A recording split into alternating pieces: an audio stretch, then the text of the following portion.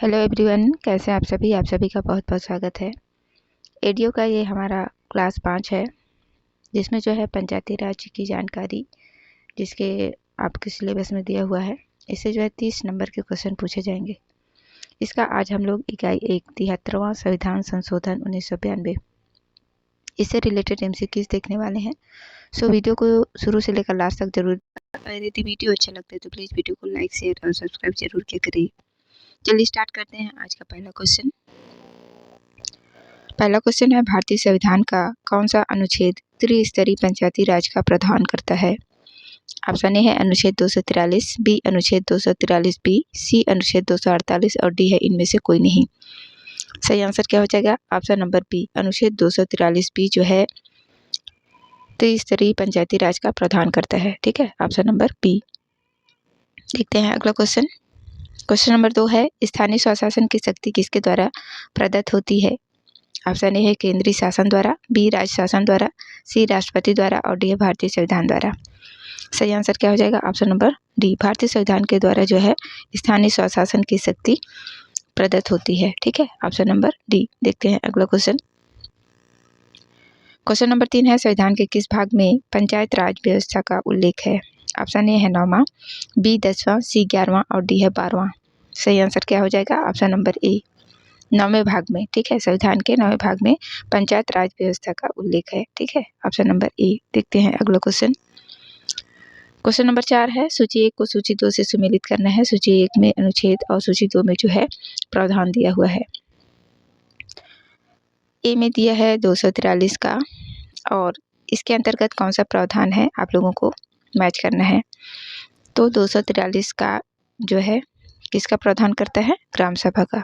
तो ये जो है 4 से जाके मिल जाएगा। उसके बाद है 243 खा, तो इसमें जो है पंचायत के गठन के बारे में बताया गया है। ठीक है, तो ये 3 नंबर से जाके मिल जाएगा। उसके बाद है 243 का, इसमें पंचायत की संरचना के बारे में बताया गया है। ठीक है, उसके बाद डी है 243 घा, इसमें जो है सीटों का आरक्षण के बारे में प्रावधान दिया हुआ है। ठीक है, तो इस तरह से ये मैच होंगे। 243 का ग्राम सभा, 243 का पंचायतों का गठन, 243 का पंचायतों की संरचना और 243 घा में जो है सीटों का आरक्षण का प्रावधान दिया हुआ है। ठीक है, ये इस तरह से सम्मिलित होंगे। इसको और आप लोग अच्छे से देख लेंगे। देखते हैं अगला क्वेश्चन। क्वेश्चन नंबर 5, 73वां संविधान संशोधन के विषय में क्या सही है? पहला है पंचायती राज व्यवस्था को संवैधानिक स्वरूप दिया गया। दूसरा है पंचायती राज व्यवस्था को वैधानिक रूप दिया गया। तीसरा है संविधान में एक नई अनुसूची जोड़ी गई। चौथा, इस संशोधन के कारण संविधान में 15 अनुच्छेदों की वृद्धि हुई। और पांचवा है प्रजातंत्र को तीसरे स्तर पर लागू किया गया। और आपको क्या बताना है? 73वां संविधान संशोधन के विषय में जो सही है उसके बारे में। तो इसका जो सही आंसर हो जाएगा ऑप्शन नंबर सी होगा। 1, 3 और 5 जो है सही है। ठीक है, पंचायती राज व्यवस्था को संवैधानिक स्वरूप दिया गया, संविधान में एक नई अनुसूची जोड़ी गई और प्रजातंत्र को तीसरे स्तर पर लागू किया गया। 73वां संविधान संशोधन 1992 के बारे में जो है आप लोगों को बताना था। तो इसका जो सही आंसर होगा ऑप्शन नंबर सी। देखते हैं अगला क्वेश्चन। क्वेश्चन नंबर 6 है, संविधान के किस अनुच्छेद में पंचायतों की शक्तियों, अधिकारों और जिम्मेदारियों का प्रावधान है? ऑप्शन ए है 243 के, बी 243 जी, सी 243 ए और डी है 243 आई। सही आंसर क्या हो जाएगा? ऑप्शन नंबर बी, 243 जी में जो है पंचायतों की शक्तियों, अधिकारों और जिम्मेदारियों का प्रावधान दिया हुआ है। ठीक है, ऑप्शन नंबर बी। देखते हैं अगला क्वेश्चन। क्वेश्चन नंबर 7 है, संविधान के किस अनुच्छेद में निम्नलिखित वर्णित है? इस भाग के प्रावधानों के अनुसार गांव, मध्यवर्ती और जिला स्तरों पर हर राज्य में पंचायतों को गठित किया जाएगा। ऑप्शन ए है अनुच्छेद 243 सी, बी अनुच्छेद 243 के, सी अनुच्छेद 243 जेड और डी है अनुच्छेद 243 बी। तो अनुच्छेद ऑप्शन नंबर डी इसका सही आंसर हो जाएगा। अनुच्छेद 243 बी के अनुसार जो है यह प्रावधान किया गया है कि गांव, मध्यवर्ती और जिला स्तरों पर हर राज्य में जो है पंचायतों का गठन किया जाएगा। ठीक है, ऑप्शन नंबर डी इस क्वेश्चन का सही आंसर होगा। देखते हैं अगला क्वेश्चन।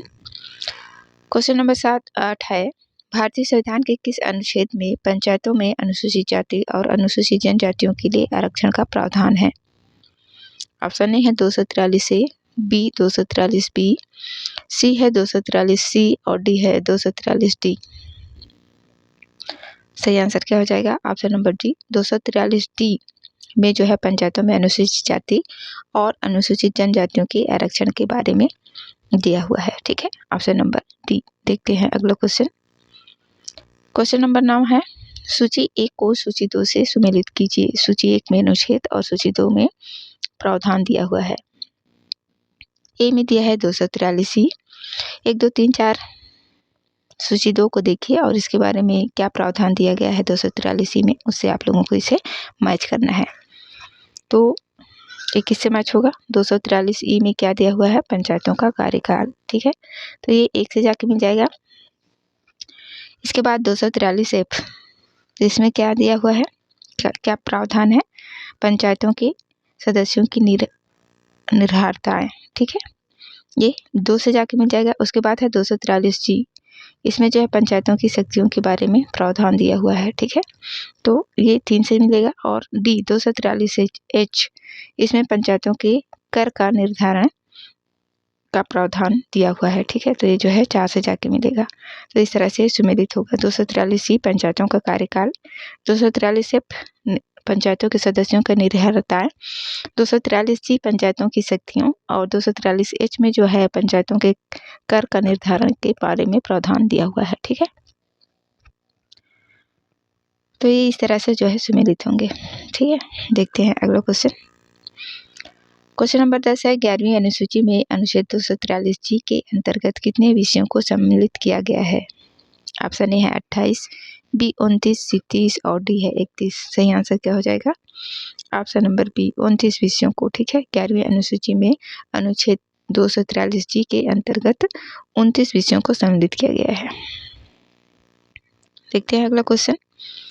क्वेश्चन नंबर 11 है, संविधान का अनुच्छेद 243 ओ किससे संबंधित है? ऑप्शन ए है पंचायत चुनाव मामले में अदालत द्वारा हस्तक्षेप करने के लिए बाध्य, बी नगर पालिकाओं में सीटों का रक्षण, सी नगर पालिकाओं का संविधान और डी है नगर पालिकाओं की रचना। तो अनुच्छेद 243 ओ किससे संबंधित है? पंचायत चुनाव मामले में अदालत द्वारा हस्तक्षेप करने के लिए बाध्य, इससे जो है ये संबंधित है। ठीक है, अनुच्छेद 243 पंचायत चुनाव मामले में अदालत द्वारा हस्तक्षेप करने के लिए। ठीक, देखते हैं अगला क्वेश्चन। क्वेश्चन नंबर 12 है, सूची 1 को सूची 2 से सुमेलित करना है। सूची 1 में अनुच्छेद और सूची 2 में प्रावधान दिया हुआ है। ए में 243 आई है, आप लोगों को बताना है कि 243 आई में क्या प्रावधान दिया गया है। तो 243 आई में राज्य वित्त आयोग का गठन के बारे में प्रावधान दिया हुआ है। ठीक है, ऑप्शन नंबर 4 से जाके मिलेगा। बी है 243 जे, ये जो है इसमें क्या प्रावधान है? पंचायतों के लेखाओं की संपरीक्षा। ठीक है, 2 से ये आपस में मिल जाएंगे। ठीक है, उसके बाद 243 के इसमें जो है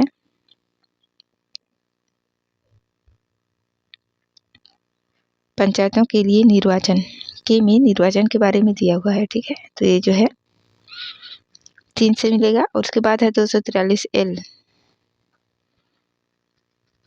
इसमें पंचायती राज का लागू होना बताया गया है। ठीक है, तो इस तरह से मिलेंगे। ठीक, 243 आई राज्य वित्त आयोग का गठन, 243 से पंचायतों के लेखाओं की संपरीक्षा, 243 के पंचायतों के लिए निर्वाचन और 243 एल में जो है पंचायती राज लागू होने का प्रावधान दिया हुआ है। ठीक है, तो इस तरह से सम्मिलित होंगे। ये जितने भी सूची को मिलाने वाले हैं प्रीवियस ईयर के क्वेश्चन हैं। ठीक है, जिसको आप लोग और अच्छे से देख लेंगे कि 243 के में क्या हुआ है, 243 बी में क्या है, 243 सी में क्या है, क्या प्रावधान है इसके अंतर्गत, है ना। चलिए देखते हैं अगला क्वेश्चन। क्वेश्चन नंबर 13 है, छत्तीसगढ़ पंचायती राज अधिनियम में कितनी धाराएं, अध्याय और अनुसूचियां हैं? ऑप्शन ए है 162 धाराएं, 45 अध्याय और 1 अनुसूची। बी है 152 धाराएं, 35 अध्याय और 2 अनुसूची। सी 142 धाराएं, 25 अध्याय और 3 अनुसूची। और डी है 132 धाराएं, 15 अध्याय और 4 अनुसूची। सही आंसर क्या हो जाएगा? Option number d. Chhattisgarh Panchayati Raj अधिनियम में 132 धाराएं, 15 अध्याय और 4 अनुसूचियां हैं। ठीक है, धारा कितना? 132, अध्याय 15 और 4 अनुसूचियां। ठीक है, ऑप्शन नंबर डी। देखते हैं अगला क्वेश्चन। क्वेश्चन नंबर 14 है, पंचायत राज अधिनियम 1993 की धारा 88 के तहत ग्राम पंचायतों के कार्यकलापों की जांच किसके द्वारा की जाती है?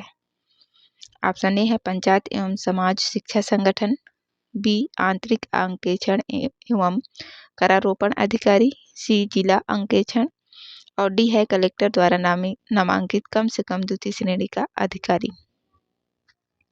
सही आंसर क्या होगा? Option number d. Panchayat Raj अधिनियम 1993 की धारा 88 के अंतर्गत ग्राम पंचायत के कार्यकलापों का जांच जो है कलेक्टर द्वारा नामित कम से कम द्वितीय श्रेणी का जो अधिकारी होगा वो जांच कर सकता है। ठीक है, ऑप्शन नंबर डी। देखते हैं अगला क्वेश्चन।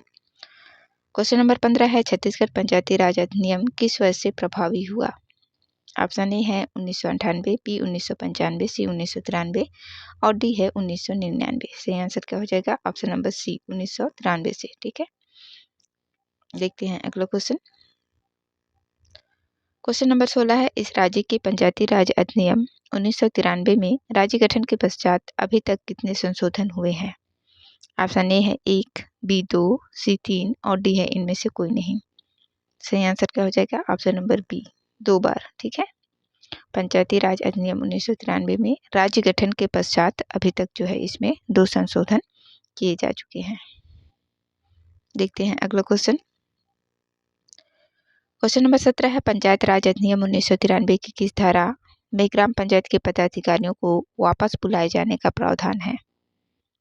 ऑप्शन ए है धारा 35 में, बी धारा 21 में और सी है धारा 21 का में और डी है इनमें से कोई नहीं।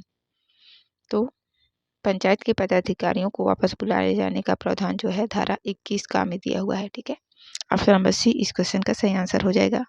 देखते हैं अगला क्वेश्चन।